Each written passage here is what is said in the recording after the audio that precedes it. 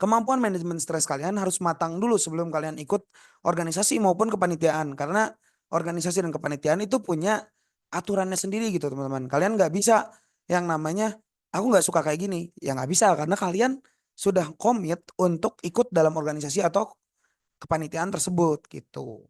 Next.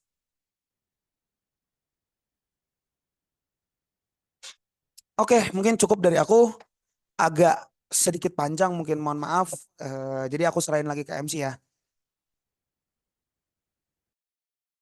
Baik, terima kasih Kak Charles atas materinya yang sangat luar biasa. Gimana teman-teman, udah dapat insight baru ya dari Kak Charles tentang kepanitiaan. Di selanjutnya, aku rasa teman-teman pasti bakal ada beberapa pertanyaan nih. Jadi selanjutnya akan dibuka sesi tanya jawab. Jadi bagi teman-teman yang ingin bertanya kepada Kak Charles terkait materi yang sudah disampaikan tadi, teman-teman bisa menyalakan fitur raise hand dan nanti akan saya persilakan untuk berbicara. Dan untuk teman-teman yang berkendala, teman-teman bisa menuliskan pertanyaannya di kolom chat.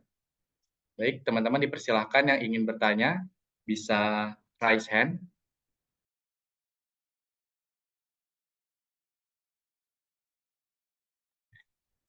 Oke, yang pertama ada pertanyaan dari kelompok 33, ada atas nama Rifki Fahriza Ibrahim. Boleh silahkan, on mic.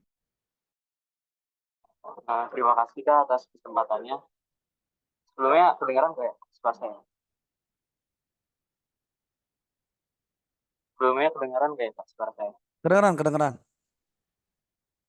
Uh, saya ingin bertanya Kak, tadi kan berbicara tentang manajemen stres Kak. Nah, saya ingin tanya aja sudah cara Kakak manage stres Kakak itu misal di suatu di suatu misalnya harinya tuh kita lagi nggak enak gitu Kak moodnya. Misal lagi ada laprak ataupun tugas lain yang lagi banyak, tapi di satu sisi kita juga ada misal rapat ataupun ngerjain job desk. Nah, itu cara Kakak memanage stres Kakak itu gimana, Pak? Terima kasih.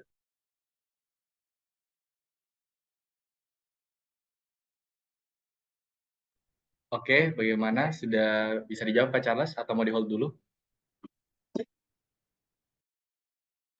Ya mungkin aku langsung jawab aja ya, Kak Akmal.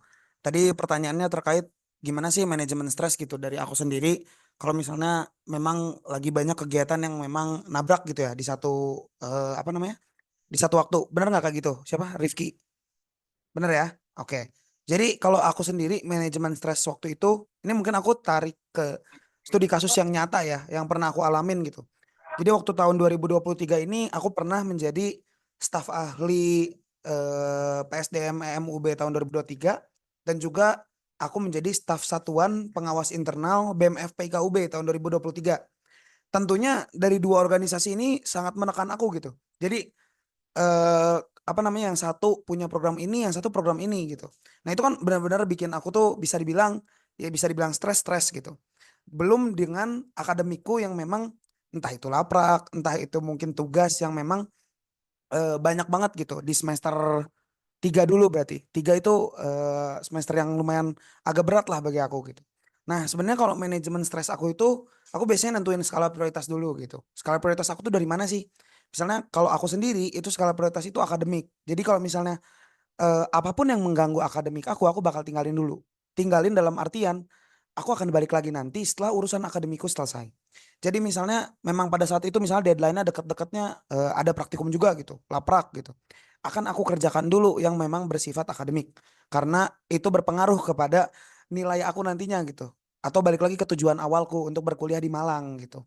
Nah, kalau misalnya memang akademikku udah dirasa selesai atau mungkin setengah selesai aku bisa anggap, barulah aku ke organisasi.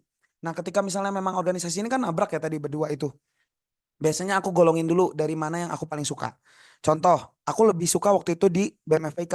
Karena misalnya lingkungan atau environment-nya bagus buat aku untuk berkembang. Aku akan kerjakan yang di sana dulu, baru nanti aku pindah ke EM.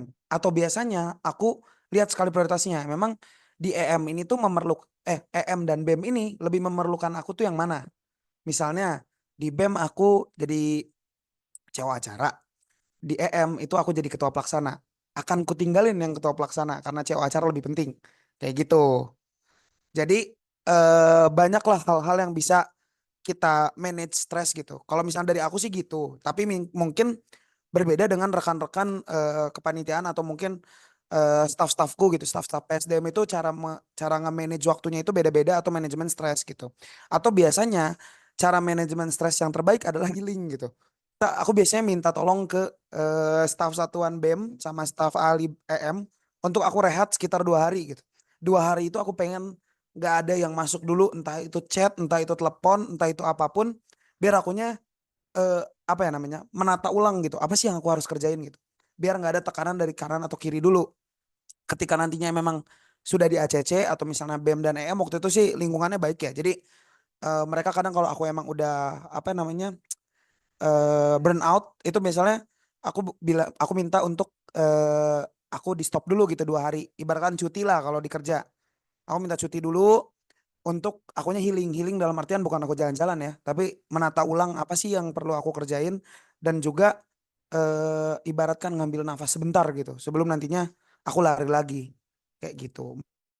Mungkin apakah bisa menjawab Ada pertanyaan lanjutan atau atau ada ada feedback? pertanyaan lanjutan atau Gimana, ada feedback? Saudara Rifki? Apakah cukup atau ada feedback untuk Kak Charles? Sudah Kak, cukup. Terima kasih banyak Kak. Oke, terima kasih Kak Charles. Terima kasih juga kepada Rifki. Selanjutnya, teman-teman yang mau bertanya boleh banget bisa langsung menghidupkan fitur raise hand. Nanti akan saya tunjuk. Dan yang berkendala terkait fitur on mic-nya, teman-teman bisa menuliskan pertanyaan di kolom komentar ya. Oke, selanjutnya ada pertanyaan nih dari kelompok 19 atas nama Emira Nabila. Baik, dipersilakan untuk on mic. Halo Kak, mungkin aku tanya dari chat aja ya. Aku takut nggak kedengeran suaraku. Oke, ini sudah ada pertanyaan dari kolom komentar. Buat teman-teman yang mau bertanya bisa raise hand terlebih dahulu biar nanti aku enak manggilnya satu-satu ya. Oke, ini pertanyaan dari yang tadi dari Emira Nabila dari kelompok 19. Izin bertanya ke Charles, apakah suatu acara tahunan memiliki keharusan untuk meningkatkan kualitas setiap tahun? Apakah suatu acara tahunan bisa diimprovisasi?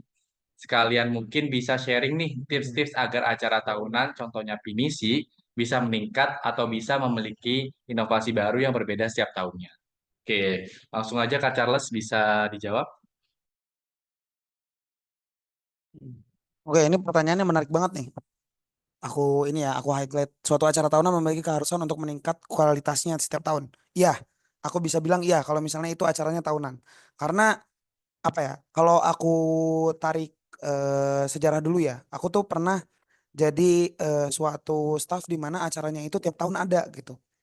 Nah, yang jadi tambatan adalah bukan sebenarnya diksinya tuh yang perlu diperbaiki adalah untuk meningkat kualitas setiap tahun. Bukan meningkat kualitas setiap tahun itu tuh bukan dari segi kerennya atau wahnya, tapi kita bisa mengevaluasi tahun kemarin itu salahnya apa. Kayak contoh tahun kemarin itu salahnya ternyata venue-nya terlalu kecil gitu.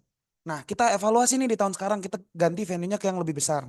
Atau mungkin tahun kemarin itu rundown-nya acak-acakan atau misalnya serba terlambat atau serba terlalu cepat. Nah, itu yang perlu dievaluasi. Nah, dengan kita mengevaluasi apa yang terjadi di tahun kemarin, itu bisa meningkatkan kualitas juga di tahun sekarang kayak gitu.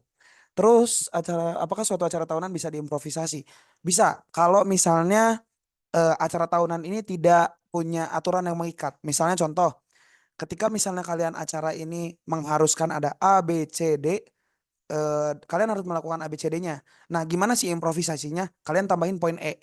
Nah, kayak gitu. Jadi, kalau misalnya bisa improvisasi ya bisa gitu. Tapi perlu menanyakan juga ke SC. SC tuh rekan-rekan yang tahun kemarin pernah menjadi panitia gitu. Jadi hubungan antara SC dan OC atau panitia pengarah dan panitia pelaksana itu harus bagus juga gitu. Ibaratkan kalau apa ya? Aku kasih contoh prokerku waktu di EM tuh namanya Sekolah Kebangsaan Brawijaya gitu. Tahun kemarin aku tanya ke tahun kemarin ke panitia tahun kemarin, Kak kalau misalnya aku tambahin ini di acaranya gimana gitu. Oh aman Charles misalnya dilaksanain aja karena kelihatannya bagus kok tahun kemarin nggak ada seperti ini soalnya misalnya kayak gitu. Nah kalau misalnya memang di ACC oleh SC ya boleh gitu kita mengadakan improvisasi. Tapi kalau misalnya SC tidak mengizinkan dengan rasionalisasi yang cukup baik misalnya, aduh jangan ya karena misalnya kalau kita mengadakan acara ini biasanya pesertanya sedikit.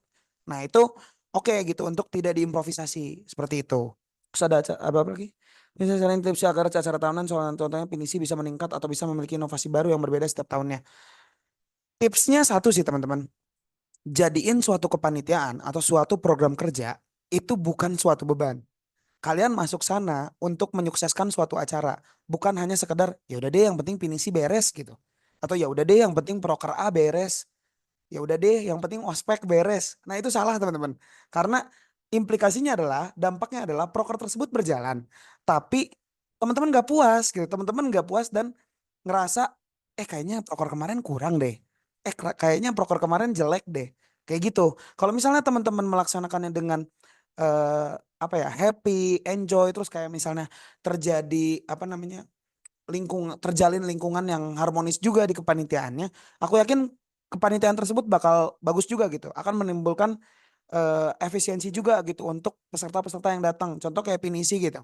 Ya kalau misalnya memang pinisi mau tahun depan lebih bagus, ya teman-teman cari gitu. Tipsnya adalah deketin SC-nya, tanyain gitu, tanyain evaluasi apa sih Kak dari pinisi tahun sekarang. Atau mungkin teman-teman maba ini yang mau tahun depan menjadi panitia pinisi, itu harus tahu kalian nih kan kalian merasakan ya pinisi ini kurangnya apa sih, evaluasi yang perlu dilakukan oleh pinisi apa sih di tahun depan.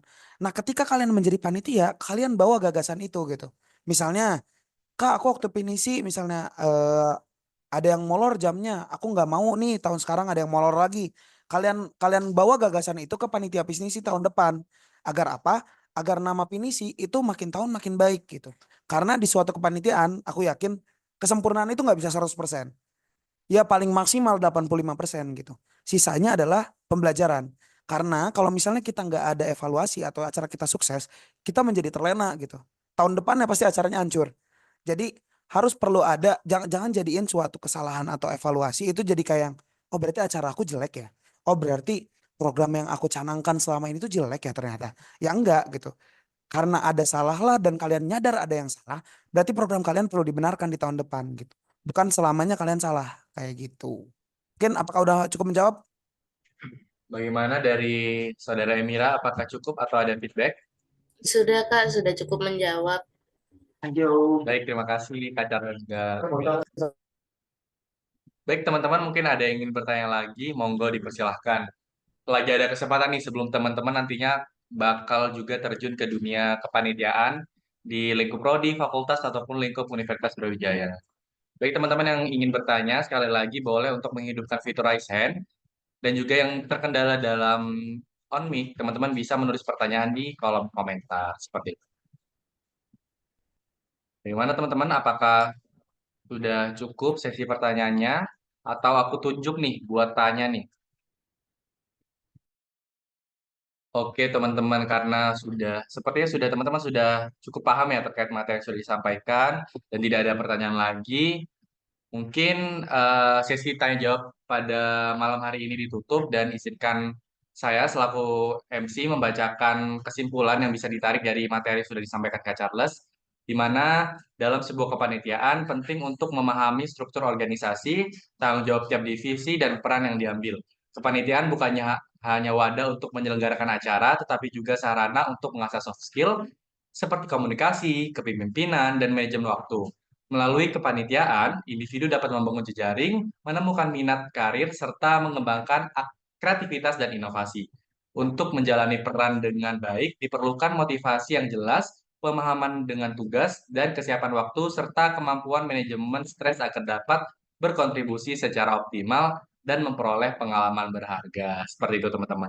Baiklah, saya mewakili seluruh panitia yang bertugas, mengucapkan terima kasih sebesar-besarnya kepada Kak Charles, sudah mau sharing, sudah mau bercerita nih terkait materi yang sudah disampaikan dan pengalaman-pengalaman Kak Charles. Semoga yang sudah disampaikan Kak Charles tadi bisa bermanfaat untuk teman-teman FVK Angkatan 2024. Dan terima kasih Kak Charles sudah mau hadir pada acara kita pada malam hari ini.